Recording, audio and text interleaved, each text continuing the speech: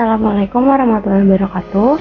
Perkenalkan, nama saya Cahya Isyarani dengan NIM 0603 5230 22. Assalamualaikum warahmatullahi wabarakatuh. Halo semuanya, perkenalkan saya Fiona Marsa Belinda dengan nomor induk mahasiswa 0603523032. Halo semua, perkenalkan nama saya Fadila dengan NIM 0605 23012. Halo semuanya, nama aku Indah Rutbaitul Kamilah dengan nomor induk mahasiswa 06 03 52 30 40. Saya Fadia Akhila Kholinisa dengan NIM 060 35 23 029. Filsafat Yunani.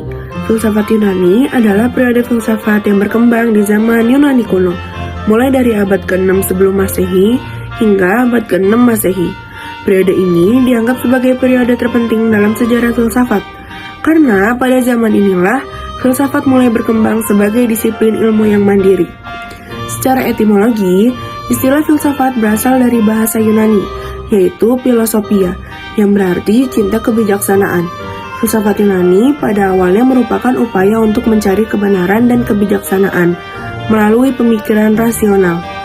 Para filsuf Yunani tidak puas dengan penjelasan mitos dan agama tentang dunia, dan mereka berusaha untuk menemukan jawaban yang lebih rasional. Filsafat Yunani dibagi menjadi dua periode utama, yaitu periode pra-Socrates dan periode Socrates-Plato-Aristoteles. Periode pra-Socrates ditandai dengan kemunculannya berbagai aliran filsafat yang berbeda-beda, seperti filsafat alam, filsafat etika, dan filsafat metafisika. Pertama, saya akan membahas salah satu tokoh filsafat Yunani, yaitu Socrates. Socrates merupakan salah satu filsuf yang berasal dari Athena. Ayahnya bernama Sophocles dan ibunya bernama Parnaret. Socrates dan keluarganya hidup di tengah-tengah keruntuhan Imperium Athena. Dahulunya, Socrates bekerja sebagai prajurit Athena, tetapi dia hanya tertarik pada filsafat dan tidak meminati urusan politik. Kemudian ia menikah dengan Xanthippe dan dikaruniai 3 anak. Namun di akhir hidupnya, Socrates harus mengakhiri hidupnya dengan cara minum racun. Kemudian Socrates ini merupakan penganut moral absolut, di mana ia meyakini bahwa menegakkan moral merupakan tugas dari seorang filsuf. Ia juga meyakini bahwa manusia ada untuk satu tujuan yang memainkan peranan penting untuk mendefinisikan sebuah hubungan. Untuk karya-karya Socrates sendiri, sayangnya ia tidak pernah menuliskannya secara langsung. Namun semua pikiran-pikiran dari Socrates itu ada dalam buku murid-muridnya, salah satunya ada Plato dalam buku The Apology. Aristoteles, ia adalah seorang filsuf Yunani yang hidup pada abad ke-4 sebelum Masehi. Ia adalah murid dari Plato dan kemudian menjadi guru dari Alexander Agung. Aristoteles menulis tentang berbagai topik termasuk politik, etika, metafisika, teologi, fisika, dan biologi. Pemikiran Aristoteles sangat berpengaruh pada perkembangan filsafat barat dan masih dipelajari hingga saat ini. Beberapa pemikiran Aristoteles yang terkenal antara lain adalah teori heliomorfisme. Aristoteles berpendapat bahwa semua benda terdiri dari materi dan bentuk. Materi adalah substansi fisik dari benda, sedangkan bentuk adalah karakteristik yang membedakan benda dari benda lain. Selanjutnya ada teori kausalitas. Aristoteles berpendapat bahwa setiap peristiwa memiliki penyebab yang dapat dijelaskan melalui 4 jenis kausalitas, yaitu kausalitas material, formal, efisien, dan final.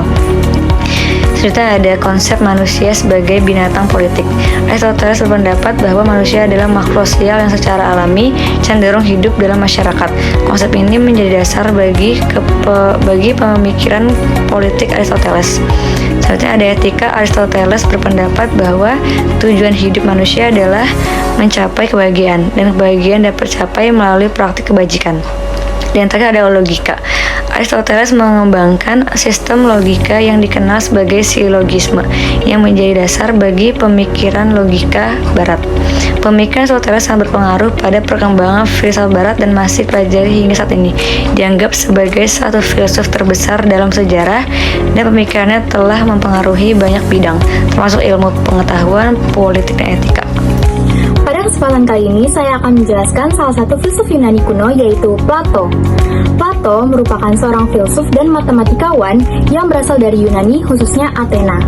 Dia adalah penulis dialog filosofis dan pendiri Akademi Platonis di Athena, sekolah menengah pertama di dunia barat.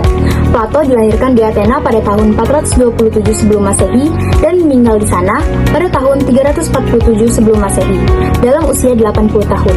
Ayahnya bernama Ariston of Athens dan ibunya bernama Periktion.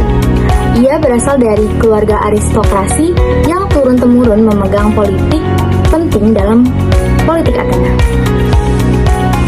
Kontribusi Plato dalam psikologi, visi tentang pengetahuannya, jiwa rasional, struktur psikis, dan pengaruhnya pada ilmu yang mempelajari perilaku manusia kini masih relevan dan memberikan kontribusi besar dalam psikologi. Plato mempercayai reinkarnasi, yakni suatu keyakinan tentang manusia pasca hidup. Dalam keadaan sekarat, jiwa akan memisahkan diri dari tubuh untuk mencapai bentuk sempurna. Proses reinkarnasi adalah proses filogenik. Salah satu karya Plato yang berjudul Republik memaparkan syarat ideal untuk jabatan pemimpin. Syarat ini adalah tidak adanya pemberian hak pribadi, pengecualian hanya diberikan pada hal yang benar-benar penting. Syarat lain yang diberikannya adalah keterbukaan terhadap harta benda. Karya Plato ini menyuntuki upaya keras untuk mendefinisikan keadilan. Salah satu karya Plato yang berjudul Republik memaparkan syarat ideal untuk jabatan pemimpin. Syarat ini adalah tidak adanya pemberian hak pribadi, pengecualian hanya diberikan kepada hal yang benar-benar penting. Syarat lain yang diberikannya adalah keterbukaan terhadap harta benda. Karya Plato ini menyuntuki upaya keras untuk mendefinisikan keadilan. Nah, sebenarnya apa sih kegunaan teori ide dalam realitas itu? Nah, yang pertama, kegunaannya yaitu sebagai pengetahuan sejati.